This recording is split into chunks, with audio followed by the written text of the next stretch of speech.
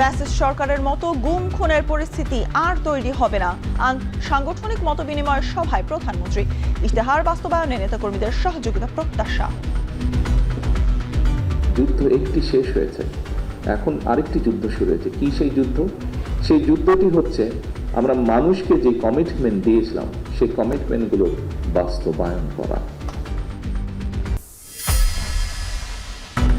আইন শৃঙ্খলার দিকে মনোযোগ দিচ্ছে না সরকার, অভিযোগ বিরোধী দলীয় নেতার। সংস্কারের দাবি আদায়ে রাজপথই হবে শেষ জায়গা বললেন নাহিদ।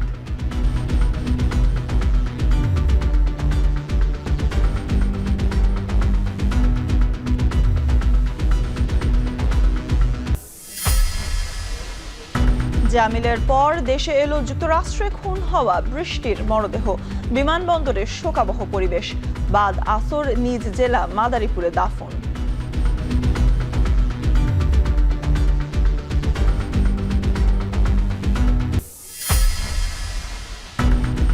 হাম ও উপসর্গে সিলেট ও বরিশালে আরও 4 শিশুর মৃত্যু। নওগাঁয় সরকারি হাসপাতালে 3 মাস ধরে নেই জলাতঙ্কের ভ্যাকসিন।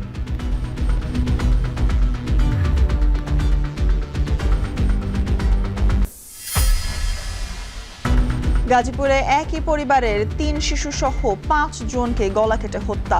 গৃহকর্তা ফোরকান নিজেই শ্বশুরবাড়িতে খুনের ঘটনা জানিয়ে লাপাত্তা।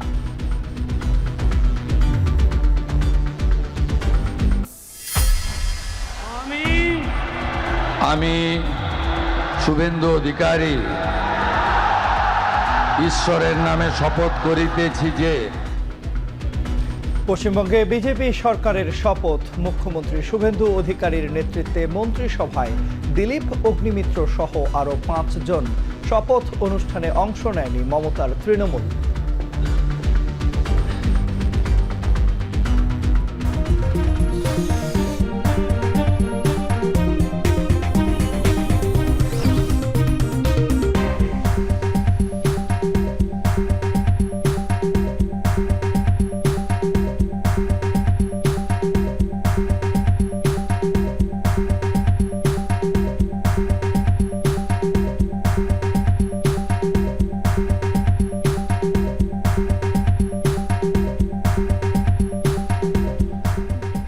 স্বাগত এখন দুপুরে। পুরো আয়োজন জুড়ে আপনাদের সাথে আছি আমি সুলতানা স্বর্ণা এবং আমি তন্ময় কুমার রায়। গুম খুনের রাজনীতি থেকে বের হয়ে নতুন দেশ গড়ার প্রত্যাশা জানিয়েছেন বিএনপি চেয়ারম্যান ও প্রধানমন্ত্রী তারেক রহমান। সকালে রাজধানীর কৃষিবিদ ইনস্টিটিউট মিলনায়তনে বিএনপির সাংগঠনিক মতবিনিময় সভায় সহনশীলতার রাজনীতি চর্চার আহ্বান জানান তিনি। পাশাপাশি নির্বাচনী ইশতেহার বাস্তবায়নে নেতাকর্মীদের সহযোগিতা চান তিনি। বিস্তারিত দেখুন প্রতিবেদনে। দীর্ঘ আন্দোলন সংগ্রামের পর অবশেষে জাতীয় নির্বাচনে সরকার গঠন করে বিএনপি। এরপর বিভিন্ন অঙ্গ সংগঠনের নেতারা এমপি মন্ত্রী হওয়ায় কার্যত থেমে গেছে দলীয় কার্যক্রম। তাই দলকে সক্রিয় রাখার উদ্দেশ্যে ছাত্রদল, যুবদল ও স্বেচ্ছাসেবক দলের সঙ্গে মতবিনিময় করেন দলের চেয়ারম্যান ও প্রধানমন্ত্রী তারেক রহমান। সভা ঘিরে সকাল থেকে রাজধানীর কৃষিবিদ ইনস্টিটিউটে আসতে থাকেন সব পর্যায়ে নেতাকর্মীরা। তবে মহানগর ও জেলা সভাপতি ও সাধারণ সম্পাদকরা শুধু মতবিনিময় সভায় অংশ নেন। উপস্থিত ছিলেন বিএনপির স্থায়ী কমিটির নেতারাও। তারেক রহমান তাদের কথা শোনার পাশাপাশি দেন দিক নির্দেশনাও। বলেন, সহনশীলতার রাজনীতি করতে হবে, গুম খুনের রাজনীতি থেকে বেরিয়ে আসতে হবে। যখন স্বৈরাচারের বিরুদ্ধে, ফ্যাসিবাদের বিরুদ্ধে আমরা আন্দোলন করছিলাম, তখন আমরা বলেছিলাম যে আমাদের উপরে যেরকম অত্যাচার নির্যাতন হচ্ছে, যেরকম গুম খুনের শিকার হচ্ছে রাজনৈতিক দলের নেতা কর্মীরা, আমরা চাই দেশে এমন একটি রাজনৈতিক পরিস্থিতি হোক যেখানে আমরা ডিবেট করব, কথা বলবো, কিন্তু এরকম পরিস্থিতি আমরা তৈরি হতে দেব না। নির্বাচনী ইশতেহার বাস্তবায়নে নেতাকর্মীদের সহযোগিতা প্রত্যাশা করেন বিএনপি চেয়ারম্যান। বিএনপির সফলতা তখনই নির্ভর করছে যখন আপনারা এখানে উপস্থিত প্রত্যেকটি মানুষ এবং আপনারা যাদেরকে নেতৃত্ব দিচ্ছেন তাদেরকে সাথে নিয়ে সরকারের পেছনে এসে না দাঁড়ান। তা এর বাইরেই হলে আমরা সরকারকে কাঙ্ক্ষিত লক্ষ্যে নিয়ে যেতে পারব না। শিক্ষার্থী সহ সবাই মিলে নিরাপদ দেশ গঠনের আহ্বান জানান প্রধানমন্ত্রী। আমরা একটি দেশ তৈরি করতে চাই যেখানে নারী, পুরুষ, শিশু সকলে নিরাপদে রাস্তায় চলতে পারবে। শারমিন পুতুল, এখন, ঢাকা। আইন শৃঙ্খলার দিকে সরকার মনোযোগ দিচ্ছে না বলে অভিযোগ করেছেন বিরোধী দলীয় ও জামায়াতে ইসলামের আমির ডাক্তার শফিকুর রহমান। জাপান সফর শেষে দেশে ফিরে বিমানবন্দরে তিনি আরও বলেন, দেশবিরোধী যে কোনো সিদ্ধান্তের প্রতিবাদ জানাবে জামায়াতে ইসলামী। এদিকে গুলশানে এক অনুষ্ঠানে এনসিপি আহ্বায়ক নাহিদ ইসলাম জানান, সংস্কারের দাবি মানা না হলে রাজপথই হবে শেষ জায়গা। মেহরাব সুমনের প্রতিবেদন। 7 দিনের জাপান সফর শেষে দুপুর 12টায় শাহজালাল আন্তর্জাতিক বিমানবন্দরে এসে সাংবাদিকদের মুখোমুখি হন জামায়াত ইসলামীর আমির ও বিরোধী দলীয় নেতা ডাক্তার শফিকুর রহমান। গাজীপুরে একই পরিবারে 5 জন নিহত হওয়ার ঘটনায় নিন্দা জানিয়ে তিনি অভিযোগ করেন, আইন শৃঙ্খলা পরিস্থিতির দিকে মনোযোগ দিচ্ছে না সরকার। জনসচেতনতা, প্রতিবাদ এবং সরকারকে তার দায়িত্ব পালনের জন্য আমরা চাপ দেব, এটা আমাদের দায়িত্ব। সরকার এখন বেশি বেশি পলিটিসাইজ হয়ে গেছে। এখন পলিটিক্যাল জায়গাগুলো দখল করার কাজে ব্যস্ত থাকলে তো এই সময় হবে না। এই সময় দেশের মানুষের নিরাপত্তাকে আগে নিশ্চিত করতে হবে। যুক্তরাষ্ট্র সহ বিভিন্ন দেশের সঙ্গে অসম চুক্তির কঠোর সমালোচনা করে জামায়াত আমির বলেন, দেশ বিরোধী কোনো সিদ্ধান্ত হলে প্রতিবাদ জানাবে জামায়াত ইসলামী। এইটাই একমাত্র চুক্তি না, আরো বহু অসম চুক্তি আছে। আমরা সবগুলা চুক্তিকে বাস্তবতার আলোকেই দেখার পর। এদিকে গুলশানে কূটনৈতিকদের সঙ্গে সংস্কার নিয়ে আলোচনাকালে এনসিপি আহ্বায়ক নাহিদ ইসলাম অভিযোগ করেন, বিএনপি ক্ষমতায় এসে সংস্কারের বিষয়ে অবস্থান পরিবর্তন করেছে, তাই দাবি বাস্তবায়নে রাজপথেই শেষ ভরসা। আজকে যে যতগুলো ক্রাইসিসের কথা আপনি বলতেছেন, সেটার জন্য অ্যাকাউন্টেবল করা হবে কাকে? গভর্নমেন্টকে। কিন্তু আপনি অ্যাকাউন্টেবল কিভাবে করবেন? প্রাতিষ্ঠানিক সংস্কারের মাধ্যমে জবাবদিহিতা নিশ্চিতেও সরকারের প্রতি আহ্বান জানান নাহিদ ইসলাম। মিয়া আমিরুল, এখন, ঢাকা। একই পরিবারের 5 জনকে গলা কেটে হত্যা। গাজীপুরের কাপাসিয়ায় ভয়াবহ এই হত্যাকাণ্ডে স্তব্ধ পুরো এলাকা। ঘটনার পর থেকেই পলাতক রয়েছেন পরিবারের কর্তা ফোরকান মিয়া। পুলিশের ধারণা, পারিবারিক কলহ থেকেই ঘটে থাকতে পারে এমন নৃশংস হত্যাকাণ্ড। সহকর্মী ইফতিখার রায়হানের তথ্য, ছবিতে দেখুন বিস্তারিত। গাজীপুরের কাপাসিয়ার সদর ইউনিয়নের রাউতকোনা গ্রামে গলা কেটে একই পরিবারের 5 জন হত্যাকাণ্ডে একের পর এক তথ্য বেরিয়ে আসছে। ভোরের আলো ফুটতেই প্রবাসী মনিরের বাড়ির ভাড়াটিয়া গাড়ি চালক ফোরকান মিয়ার বাসার ভেতর 5 জনের রক্তাক্ত মরদেহ পড়ে থাকতে দেখে এলাকাবাসী। এরপর পুলিশকে খবর দিলে তারা এসে উদ্ধার করে 3 শিশুসহ 5 জনের মরদেহ। নিহতরা হলেন ফোরকান মিয়ার স্ত্রী শারমিন, মেয়ে মিম, মারিয়া, ফারিয়া এবং শ্যালক রসুল মিয়া। পুলিশ বলছে, শুক্রবার মধ্যরাত থেকে ভোরের মধ্যে এই হত্যাকাণ্ড ঘটেছে। বাসার ভেতরের 2টি কক্ষের একটিতে জানালার সঙ্গে হাত, পা ও চোখ মুখ বাঁধা অবস্থায় মেলে ফোরকানের স্ত্রী শারমিনের মরদেহ। আরেক রুমে মেঝেতে 3 সন্তান ও বিছানায় শ্যালক রসুল মিয়ার রক্তাক্ত মরদেহ পড়েছিল। স্থানীয়রা জানায়, প্রবাসী মনির হোসেনের বাড়ির নিচতলার একটি ফ্ল্যাটে 5 মাস আগে পরিবার নিয়ে ভাড়ায় ওঠেন প্রাইভেট কার চালক ফোরকান মিয়া। হত্যাকাণ্ডের পর ফোরকান মিয়া গোপালগঞ্জে শ্বশুরবাড়িতে ফোন করে হত্যার কথা জানায়। এরপর থেকেই পলাতক রয়েছেন তিনি। এই 1 বছর আগে ওই মেয়েরে মাইরে ধরে ঘরের ভিতরে আটকে রাখে, টাকা চাইতো, বাপের বাড়িতে টাকা আন, গাড়ি কেনার সময় অনেক টাকা দিচ্ছে না। তারা তো বেশিটা বার হয় না, তারা সবসময় দরজা লাগাই থাকে। আমি বলবো করছি, আর তারা আমার বাড়ির ভাড়া থাকে, কিন্তু তাদের রুমে তো আমি যাইতে পারি না। আমরা এটা সুষ্ঠু তদন্ত চাই, মানে কঠিন বিচার চাই, কারণ এরকম মার্ডার, মানে আমাদের কাপাসে এরকম মার্ডার কখনো হয়েছে কিনা সন্দেহ হয় নাই কখনো। ঘটনার খবর পেয়ে পুলিশ, ডিবি, পিবিআই ও বিভিন্ন গোয়েন্দা সংস্থা ঘটনাস্থলে পৌঁছে তদন্ত শুরু করে। ক্রাইম সিন ইউনিট আলামত সংগ্রহ করেছে। ঘরের ভেতর থেকে দেশীয় মদের খালি বোতল সহ নেশাজাতীয় দ্রব্য উদ্ধার করা হয়। এছাড়া গোপালগঞ্জ থানায় দায়ের করা অভিযোগের একটি কপিও উদ্ধার করা হয় মরদেহের পাশ থেকে। পারিবারিক বিভিন্ন বিষয়াদি নিয়ে কলহ হচ্ছিল, এটা আমরা প্রাথমিকভাবে জানতে পেরেছি এবং আমরা ধারণা করছি এই কলহের কারণে এই ঘটনাটি ঘটে থাকতে পারে। পুলিশের অন্যান্য যে গোয়েন্দা সংস্থা, আমাদের পুলিশ ছাড়াও আছে ডিজিএফআই, এনএসআই, সবাই মিলেই কার্যক্রম চলছে। এরপরে যদি আবার অধিকতর তদন্তর সাথে কোনো কমিটি গঠন করা হয়, সেটা করা হবে।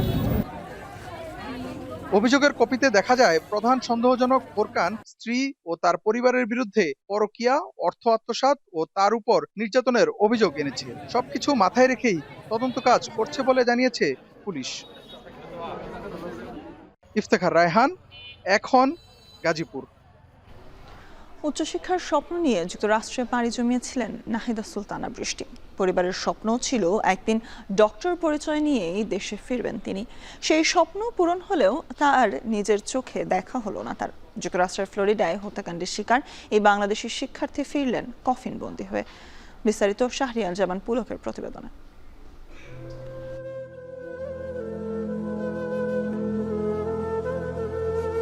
স্বপ্ন ছিল ডক্টরের ডিগ্রি নিয়েই দেশে ফিরবেন। একদিন মামাকে বলেছিলেন নামের আগে ডক্টর শুনতে চান।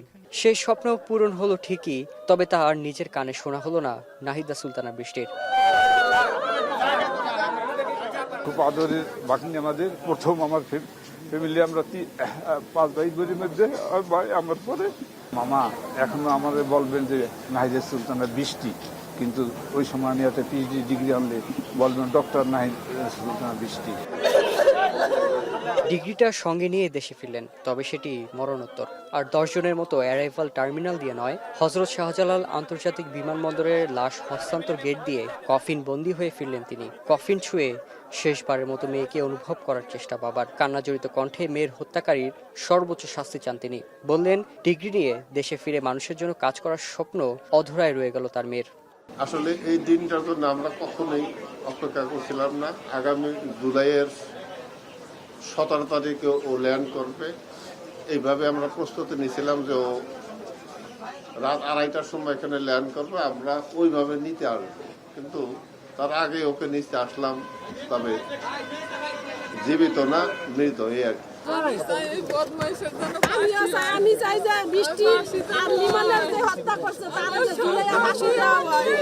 বৃষ্টির নির্মম হত্যাকাণ্ড কোনোভাবেই মেনে নিতে পারছেন না স্বজনরা। বন্ধুরা বলছেন যে বৃষ্টি ফুল দিতে ভালোবাসতেন, বন্ধুদের ফুল উপহার দিতেন, সেই বৃষ্টিকেই কিনা জানাতে হলো অশ্রুসিক্ত ফুলের শ্রদ্ধা। বোন অনেক ভালো একটা মানুষ ছিল, কেন এমন করলো জানি না। ইউএস গভর্নমেন্ট এবং বাংলাদেশ গভর্নমেন্টের প্রতি আমাদের একটাই প্রত্যাশা, যেন এই যে নির্মম হত্যাকাণ্ড এটার জন্য একটা সুষ্ঠু বিচার হয় আর কি। আমরা লাশ নিয়ে ওকে নিয়ে মাদারীপুর ওর গ্রামের বাড়িতে যাব, চর গোবিন্দপুর। ওই গ্রামের বাড়িতেই ওর দাদা দাদির পাশে ওকে দাফন করা হবে। পররাষ্ট্র সচিব আসাদ আলম সিয়াম জানান, তদন্ত কার্যক্রম সঠিকভাবে এগিয়ে নিতে যুক্তরাষ্ট্রের সঙ্গে নিয়মিত যোগাযোগ রাখা হচ্ছে। তিনি আশা প্রকাশ করেন নাহিদা সুলতানা বৃষ্টির পরিবার প্রকৃত বিচার পাবে। বৃষ্টির হত্যাকাণ্ডের সাথে অভিযুক্ত যারা, তাদের তদন্ত যাতে সুষ্ঠুভাবে হয় এবং পরবর্তীতে যাতে তাদের বিচার যথাযথভাবে হয় সেজন্য কাজ করে যাচ্ছে। আমরা মার্কিন কর্তৃপক্ষের সাথে সার্বক্ষণিক যোগাযোগের মধ্যে আছি। আশা করা যায় বৃষ্টির পরিবার বৃষ্টির হত্যাকাণ্ডের সঠিক এবং সুষ্ঠু বিচার পাবে। এর আগে একই ঘটনায় নিহত আরেক বাংলাদেশি শিক্ষার্থী জামিল আহমেদ লিমনের মরদেহ গত 4 মে দেশে পৌঁছায়। আর লিমন ও বৃষ্টির হত্যা মামলার আসামি হিশাম সালেহের বিরুদ্ধে মৃত্যুদণ্ড চেয়ে আবেদন করার সিদ্ধান্ত নিয়েছে ফ্লোরিডা স্টেট অ্যাটর্নির কার্যালয়। শাহরিয়ার জামান পুলক, এখন, ঢাকা। এদিকে নাহিদা সুলতানা বৃষ্টির মরদেহ গ্রামের বাড়ি মাদারীপুরের চর গোবিন্দপুরে পৌঁছেছে।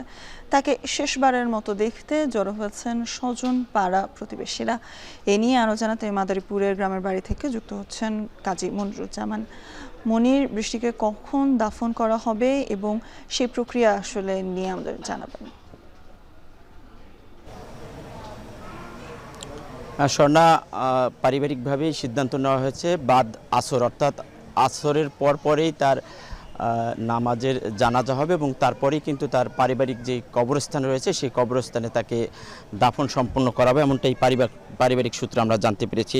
মূলত তার মরদেহটি ঢাকা থেকে 1:15টার দিকে তার গ্রামের বাড়ি মাদারীপুরের চর গোবিন্দপুর এলাকায় এসে পৌঁছায়। আর এর পর থেকে কিন্তু আমরা দেখছি যে এই গ্রামের বাড়িতে স্বজন এবং যে পাড়া প্রতিবেশী তারা ভিড় জমা এবং একটি শোকের পরিবেশ সৃষ্টি হয়। আবেগঘন এক পরিবেশের মধ্য দিয়ে কিন্তু এখন এই গ্রামের মানুষ শেষবারের মতো দেখার জন্য তার বাড়িতে এসেছে এবং এই পরিবেশটা কিন্তু সকাল থেকে আমরা লক্ষ্য করছি যে তার মরদেহ বাড়িতে আসবে, সেই জন্যই মানুষের ভিড় লক্ষ্য করা যাচ্ছে।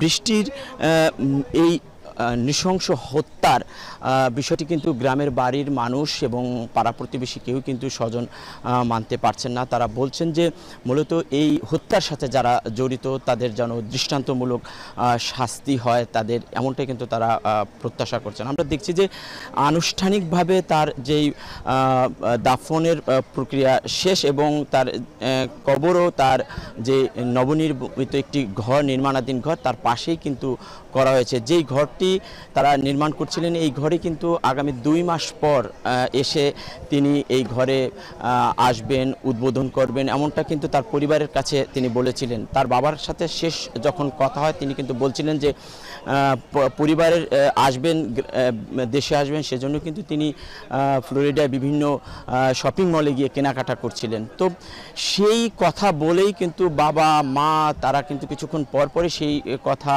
স্মরণ করে কান্না করছেন, আহাজারি করছেন, এমনটা দেখছি।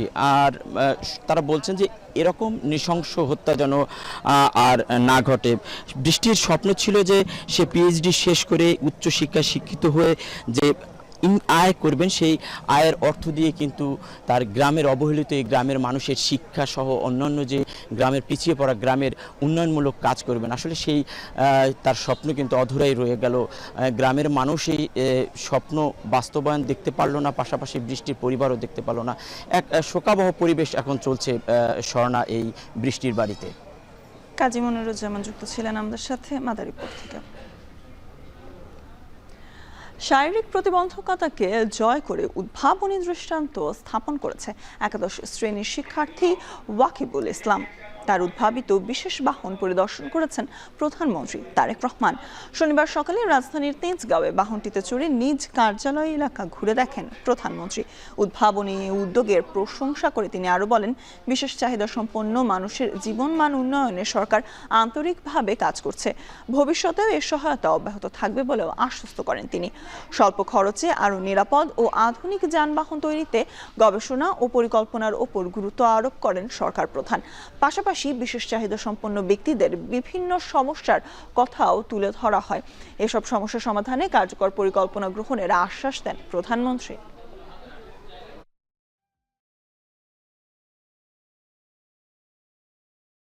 ওয়াটার পাম্পের রোটর এখন আরো উন্নত, ফলে অল্প সময়ে ওঠে অধিক পানি আর বিদ্যুৎ সাশ্রয় হয় 20% পর্যন্ত। আরএফএল ওয়াটার পাম্প, অন করলেই পানির তুফান। ব্রাহ্মণবাড়িয়ার কসবা উপজেলার সীমান্তে বিএসএফের গুলিতে 2 বাংলাদেশি নাগরিক নিহত হয়েছেন। শুক্রবার রাত 11:15টার দিকে কসবা উপজেলার ধ্বজনগর সীমান্তে ভারতের অংশে এই ঘটনা ঘটে। নিহতদের মধ্যে একজনের নাম মোহাম্মদ মোরসালিন। তিনি কসবা উপজেলার ধ্বজনগর বাতানবাড়ি এলাকার হেফজু মিয়ার ছেলে। মোরসালিনের পরিবার জানিয়েছে, রাতে স্থানীয় কয়েকজন এসে মোরসালিনকে বাড়ি থেকে ডেকে সীমান্তে নিয়ে গেলে বিএসএফ সদস্যরা তাদের লক্ষ্য করে গুলি করে। এতে গুলিবিদ্ধ হয়ে মারা যায় মোরসালিন। আরেকজন চিকিৎসাধীন অবস্থায় ভারতের হাসপাতালে মারা যায়। বিএসএফের সাথে যোগাযোগ করে নিহতদের মরদেহ বাংলাদেশে ফেরত আনার চেষ্টা চলছে বলে জানায় বিজেপি।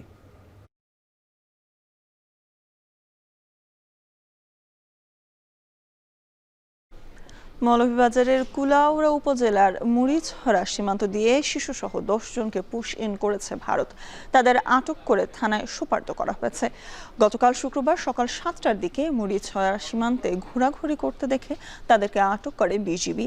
পরে তাদের পরিচয় নিশ্চিত হয়ে 10:30টার দিকে কুলাউড়া থানা সোপর্দ করে বিজিবি। জিজ্ঞাসাবাদে আটককৃতরা জানান, তারা বিভিন্ন সময়ে অবৈধভাবে ভারতে অনুপ্রবেশ করেন।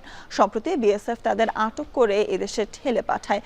বিকাল 6টার দিকে তাদের স্বজনদের কাছে হস্তান্তর করা হয়। এদের মধ্যে একজন শিশু, 3 জন মহিলা ও 6 জন পুলিশ।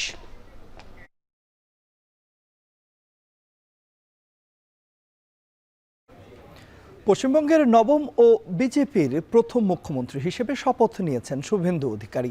স্থানীয় সময় বেলা 11:30টার দিকে কলকাতার ব্রিগেড প্যারেডে অনুষ্ঠিত হয় শপথ অনুষ্ঠান। মন্ত্রী হিসেবে শপথ নিয়েছেন দিলীপ ঘোষ, অগ্নিমিত্র পাল সহ 6 জন। উপস্থিত ছিলেন প্রধানমন্ত্রী নরেন্দ্র মোদী, কেন্দ্রীয় স্বরাষ্ট্রমন্ত্রী অমিত শাহ, প্রতিরক্ষা মন্ত্রী রাজনাথ সিং সহ বিজেপির অনেক নেতা। তবে কাকে কোন মন্ত্রণালয়ের দায়িত্ব দেওয়া হবে তা এখনো নিশ্চিত করেনি দলের পক্ষ থেকে। বিস্তারিত জানাবেন জাহানারা ভূঁইয়া। আমি শুভেন্দু অধিকারী ঈশ্বরের নামে শপথ করিতেছি যে ইতিহাসের সাক্ষী হল কলকাতার ব্রিগেড প্যারেড গ্রাউন্ড। এই ময়দান থেকেই প্রথমবারের মতো গেরুয়া শিবিরের হয়ে পশ্চিমবঙ্গের মুখ্যমন্ত্রী হিসেবে শপথ নিলেন শুভেন্দু অধিকারী। সংবিধান ও বিধি অনুসারে ন্যায়াচরণ করিব।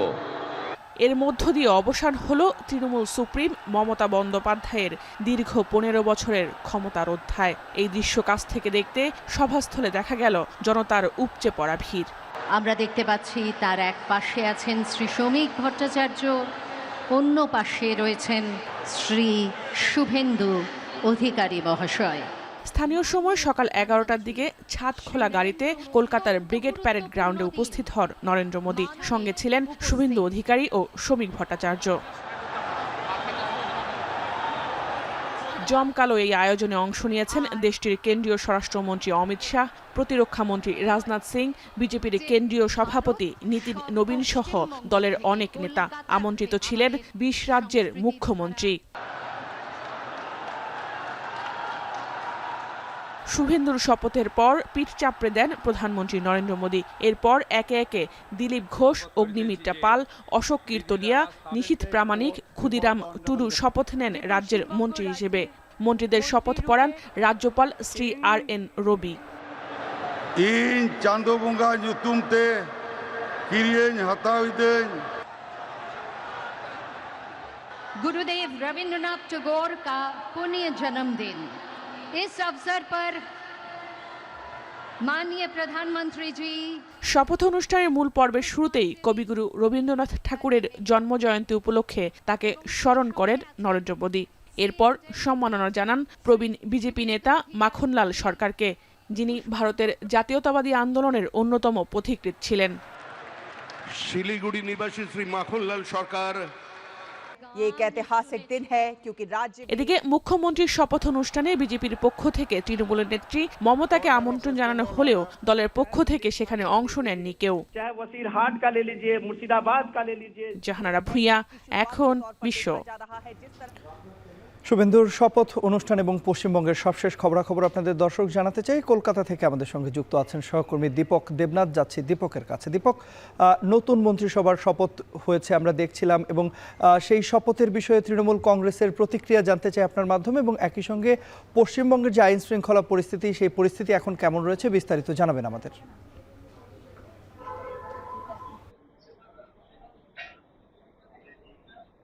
দেখুন, পশ্চিমবঙ্গের আইন শৃঙ্খলা পরিস্থিতি যদি বলতে হয় তাহলে একদম ঠিক আছে, কারণ গত কাল থেকে আমরা দেখেছি যে এই শপথ গ্রহণ অনুষ্ঠানে প্রধানমন্ত্রী নরেন্দ্র মোদী থেকে একাধিক নেতা নেত্রী আসছেন, দিল্লি থেকে আসছেন, বিভিন্ন রাজ্যের মুখ্যমন্ত্রীরা আসছেন। তো স্বাভাবিকভাবে একটা কঠোর নিরাপত্তা রয়েছে, এবং আইন শৃঙ্খলা, রাজ্য পুলিশের যেটি অভিমত সেটি হচ্ছে যে আইন শৃঙ্খলা একদম শান্তপূর্ণ আছে, মানুষকে শান্তি রাখার একটা আবেদন জানানো হয়েছে, এবং সেই মতন এখনো পর্যন্ত গত 2 দিন ধরে কোনো রকম অশান্তি, কোনো রকম গন্ডগোলের খবর কিন্তু আমরা পাইনি, যেটা ভোট গণনার পর আমরা গত 2-1 দিন ধরে আমরা সেটা দেখেছিলাম। এবং আপনি যেটা বলছিলেন যে শপথ গ্রহণ অনুষ্ঠান শেষ হয়ে গেছে, এবং এই শপথ গ্রহণ অনুষ্ঠান থেকে তৃণমূলের তরফ থেকে এখনো কোনো আনুষ্ঠানিক বিবৃতি আসেনি। যদিও এই শপথ গ্রহণ যখন শুরু হচ্ছিল ঠিক সকালের দিকে দলের মুখপাত্র এবং যে পরাজিত প্রার্থী কুণাল ঘোষ, তিনি একটি মন্তব্য করেছিলেন। তিনি বলেছিলেন যিনি যে একটা নতুন সরকার আসছে, নতুন সরকার গঠন হচ্ছে, এই নিয়ে আমাদের কিছু বলার নেই।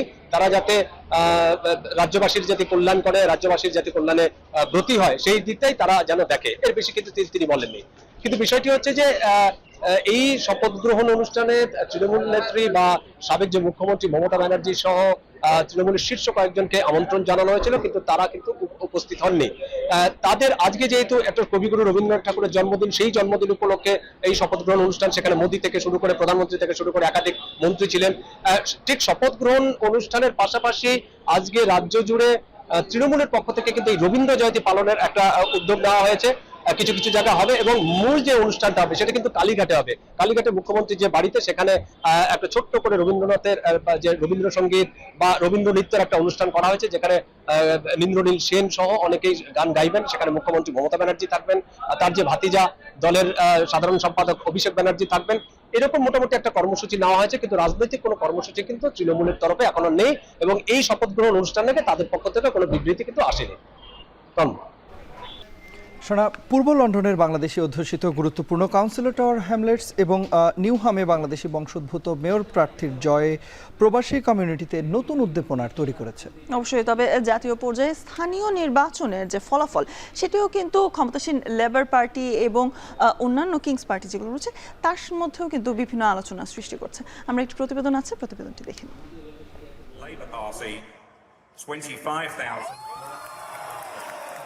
যুক্তরাজ্যের স্থানীয় নির্বাচনে বাংলাদেশি অধ্যুষিত পূর্ব লন্ডনের টাওয়ার হ্যামলেটস ও নিউহাম কাউন্সিলে মেয়র হিসেবে নির্বাচিত হয়েছেন বাংলাদেশি বংশোদ্ভূত প্রার্থীরা। শুক্রবার স্থানীয় সময় সকাল 10টায় পূর্ব লন্ডনের এক্সেল সেন্টারের ভিন্ন দুটি হলে আনুষ্ঠানিকভাবে ভোট গণনা কার্যক্রম শেষে ফলাফল ঘোষণা করা হয়। নিউহাম কাউন্সিলে 25,538 ভোট পেয়ে নির্বাচিত হন ফরহাদ হোসেন। যুক্তরাজ্যের মূলধারার বড় কোনো রাজনৈতিক দল থেকে মনোনীত প্রথম বাংলাদেশি মেয়র হিসেবে ইতিহাস গড়লেন তিনি। এদিকে চতুর্থবারের মতো টাওয়ার হ্যামলেটস কাউন্সিলে পুনরায় নির্বাচিত হয়েছেন Lutfur Rahman.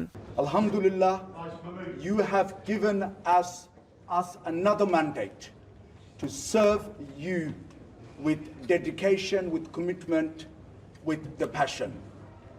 Our passion is to change Tower Hamlets positively forever.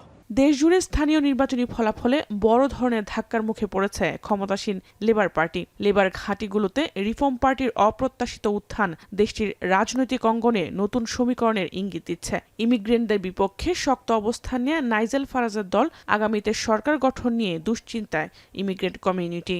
এখানে সব কমিউনিটিকে সমানভাবে গুরুত্ব না দিলে কোনো সরকারই আসলে টিকবে না। তো ইমিগ্রেন্ট কমিউনিটির আমার মনে হয় না আতঙ্কিত হওয়ার কিছু আছে। আমার ধারণা রিফর্ম ইউকে জয়লাভ করলেও সামনের দিনগুলোতে তারা জয়লাভের পর ইমিগ্রেশন কমিউনিটিকে নিয়েই একসাথে তাদেরকে কাজ করতে হবে। রিফর্ম ইউকে যেই কট্টরপন্থী রাজনীতির ডাক দিয়েছিল এবং সেই কারণে আসলে যে ব্রিটিশ মূলধারার মানুষ বা শ্বেতাঙ্গ মানুষ যারা সাধারণত ভোট বা স্থানীয় নির্বাচন এগুলোকে তেমন পাত্তা দিতেন না, ভোটে অংশগ্রহণ করতেন না, কিন্তু এবছর তারা অংশগ্রহণ করেছেন এবং তাদের অংশগ্রহণের ফলেই রিফর্ম ইউকের এই উত্থান। London mayor tower Hamlets, Newham, Hackney, লুইসাম সহ লন্ডনে 5টি এবং ইংল্যান্ড জুড়ে মোট 23টি নির্বাহী মেয়র পদে আর 5,000-এর বেশি কাউন্সিল আসনে ভোটগ্রহণ অনুষ্ঠিত হয়েছে। এখন যুক্তরাজ্য। আর এর মধ্যে দিয়ে শেষ করতে চাই এখন দুপুরের আয়োজন। তবে এখন টেলিভিশন ওয়েবসাইটে দেখতে ভিজিট করুন www.ekhon.tv। ফেসবুকে দেখুন facebook.com/tv.ekhon আর ইউটিউবে দেখুন youtube.com/c/ekhon tv।